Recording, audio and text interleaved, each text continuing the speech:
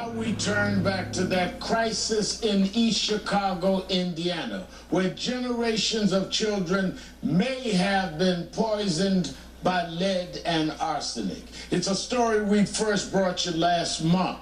An entire neighborhood built 4 decades ago on the site of a former lead factory. Children have been poisoned. About 1,100 people have been told to move from their own homes for their safety. Their homes will be demolished, but they're not getting the support they need to actually find a new place to live. Now, residents and investigators are demanding answers. Chantel Allen's 2-year-old daughter, Samira, is one of several children in the complex who tested positive for lead. In Samira's case, 6 times the safe limit. The test was a year ago, but Chantel didn't get the results until a few weeks ago. They put our lives and our kids' lives in danger. Some residents tell us they can't find apartments with the housing vouchers they've been offered. Camilla Edwards is now trying to keep her 8-month-old off the ground, inside and outside. When East Chicago says we had no knowledge of the contamination, the documents prove otherwise. We're learning tonight some of the contaminated lead may be inside the homes as well. Now the EPA says they're also finding high lead levels inside 40 of the 70 units tested so far.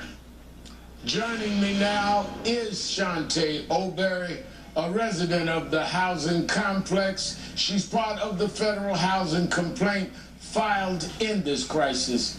And the lead attorney, Kate Walsh, Director of Housing Justice at the Shriver Center. Thank you both for joining me. Thank you. First, Shantae, let me go to you. I understand 3 of your kids have elevated levels of lead in their blood. First, how are they doing? They're okay. It's just they just skeptic. They asking more questions than I'm asking. At the time, that's what it seemed like. And it's like their behavior is starting to change. Now you've been ordered out of your home and told that they're going to demolish your home. Where are you going to go? That's the same question I'm asking right now. Like, how do y'all expect for us to just jump up and leave the place that we call home because of a situation that you guys didn't handle properly? It's very devastating. I cry myself to sleep every night trying to figure out what safe place is I'm going to find for my children. It's hard to find a safe place nowadays. So, Kate, what kind of support are the people being given? This is certainly no doing of their own. They're being told their homes are going to be demolished and they have to go. What kind of support have they been given?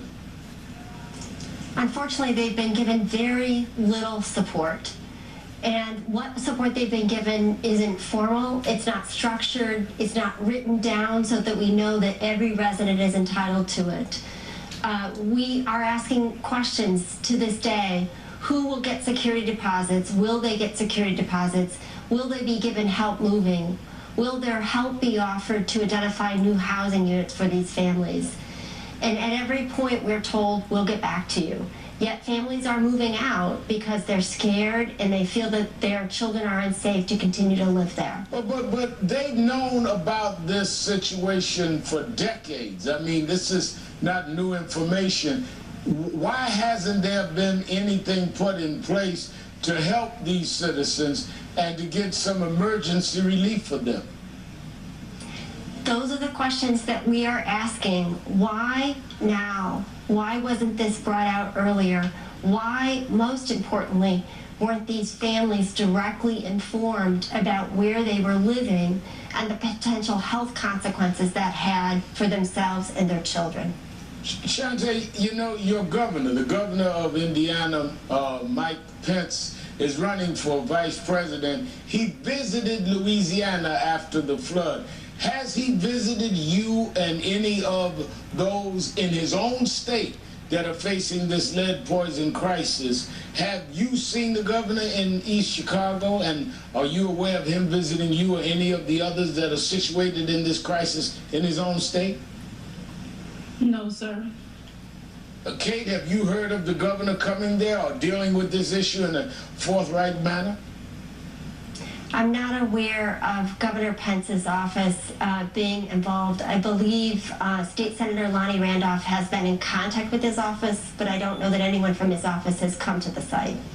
Now, according to the CDC, lead poisoning in kids can increase their risks for slow growth and development, learning and behavior problems, hearing and speech problems, brain damage. I mean, don't the children affected by this need and deserve long-term help in this matter, Kate?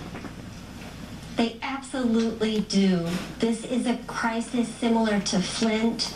We need to support these families for the long term. This needs to be a multi-part investment in the health and well-being of these families. Shantae, what would you like to see done? You're a mother.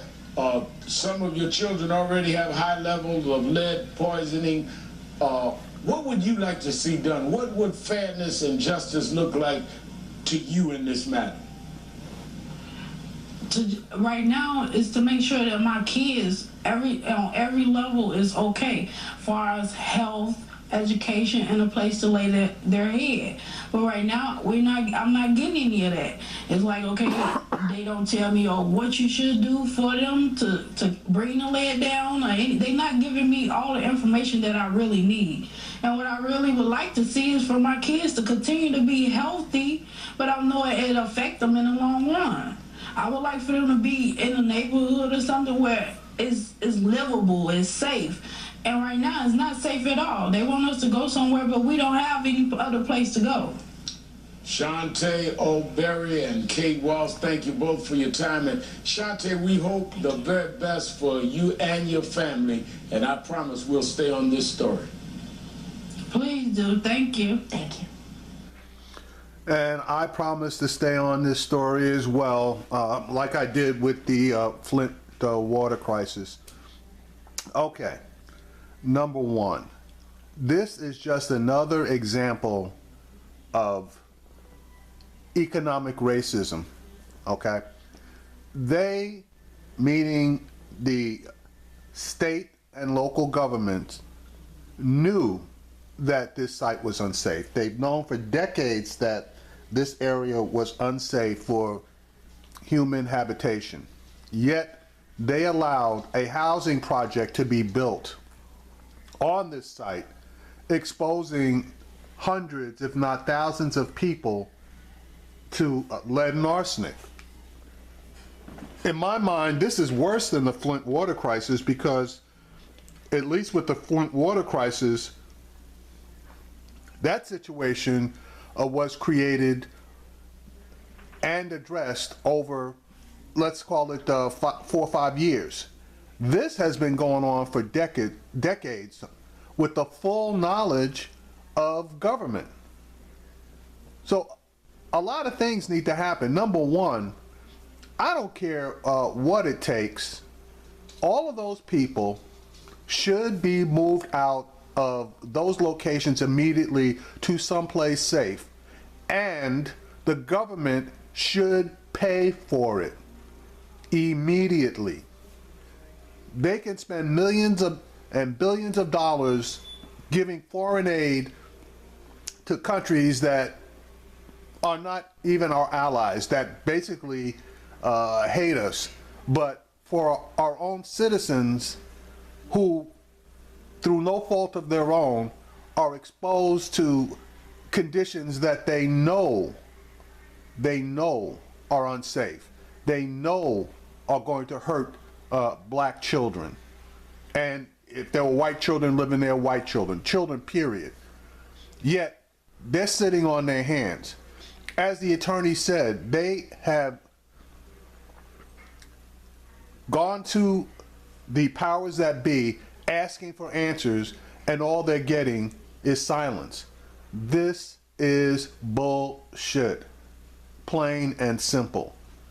If it were their kids, the politicians, something would have been done immediately. And I will reference you to a township located in Ohio that had a lead problem. This was a township, a bit larger. I believe it was approximately 1,400 people in this township. When lead was discovered in that township, they reacted within 3 days. 3 days. They have ignored this situation for decades. What's the difference? These are poor, majority black people living in this area, whereas the people living in that township were middle-class white people. Now, you're going to say that I'm making a racial issue out of it. You know something? Yeah, I am. I'm making a racial issue out of it, and I'm making a socioeconomic issue out of it. And those are the differences. Now, as far as Governor Pence, he has no excuse not to have visited these people and not to have done something. Donald Trump turns around asking for black votes and states, what do you have to lose? Well, hell, this is a situation that proves what we have to lose. The Republican-controlled governorship and legislature in Indiana have done nothing. They have ignored this problem. It's time for people to step up to the plate and take care of business. If it seems like I'm upset about this, I am, because we're constantly told that our government is supposed to help us. Well, where is the help for these people? I mean, we always talk about the children. Well, hell, there are children here, and they're not doing a damn thing. Now, these people have to move. They're going to demolish this project. And a lot of these people have absolutely no place to go. They should have been relocated into hotels, and the state and local governments should have found them places to live, no matter what the cost. The lawsuit that's being filed obviously is going to be for millions of dollars.